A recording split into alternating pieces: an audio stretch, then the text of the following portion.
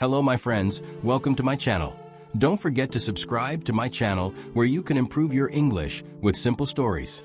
Enjoy watching all of you. The Blue Hotel, Part 4. Stephen Crane. The Swede's face, fresh from Johnny's blows, felt more pleasure than pain in the wind and the whipping snow. A number of square shapes appeared before him, and he recognized them as the houses of the town. He traveled along a street until he found a saloon. He pushed open the door and entered. At the end of the room, 4 men sat drinking at a table. The Swede dropped his bag upon the floor and, smiling at the saloon keeper, said, "Give me some whiskey, will you?" The man placed a bottle, a whiskey glass, and a glass of ice-filled water upon a table. The Swede poured himself an extra-large amount of whiskey and drank it down. "Bad night," remarked the saloon keeper, without interest. He was acting as though he were not noticing the man, but it could have been seen that he was secretly studying the remains of blood on the Swede's face. "Bad night," he said again. "Oh, it's good enough for me," replied the Swede, as he poured himself some more whiskey. "No," continued the Swede, "this isn't too bad weather. It's good enough for me." The large drinks of whiskey made the Swede's eyes watery, and he breathed a little heavier. "Well, I guess I'll take another drink," said the Swede after a while. "Would you like something?" "No, thanks, I'm not drinking." "How did you hurt your face?" The Swede immediately began to talk loudly. "Oh, in a fight. I beat the soul out of a man at Scully's hotel." This caught the interest of the 4 men at the table. "Who was it?" asked one. "Johnny Scully, son of the man who owns the hotel. He will be nearly dead for some weeks. I can tell you I beat him well, I did. He couldn't get up. They had to carry him into the house. Have a drink." Instantly the men, in a quiet way, surrounded themselves in privacy. "No thanks," said one. It was a strange group. 2 were well-known local businessmen, 1 was a lawyer, and 1 was a gambler. But a close look at the group would not have enabled an observer to pick the gambler from the other men. He was, in fact, so delicate in manner and so careful with whom he gambled that the men of the town completely trusted and admired him. His business was regarded with fear and lack of respect. That is why, without doubt, his quiet dignity shone brightly above the quiet dignity of men who might be merely hat makers, or builders or salesmen. Beyond an occasional unwise traveler who came by rail, this gambler supposedly cheated only careless farmers who, when rich with good crops, drove into town full of foolish pride.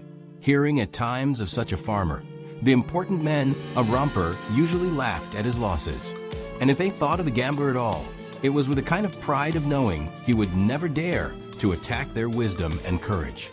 Besides, it was known that this gambler had a wife and 2 children in a nice little house, where he led a perfect home life. And when anyone even suggested that there was a fault in his character, the men immediately described the virtues of his family life. And one must not forget to declare the bare fact of his entire position in Romper.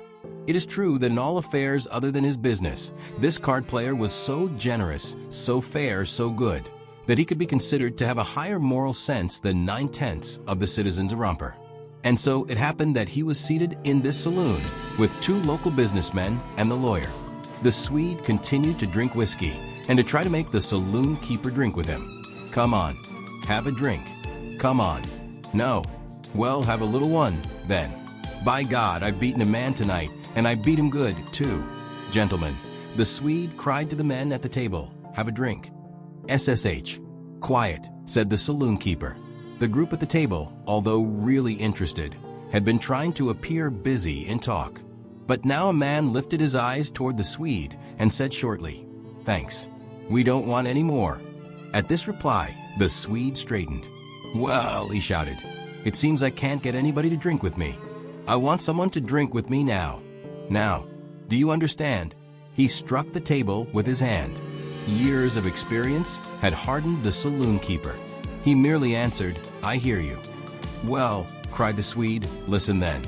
See those men over there? Well, they're going to drink with me, and don't you forget it.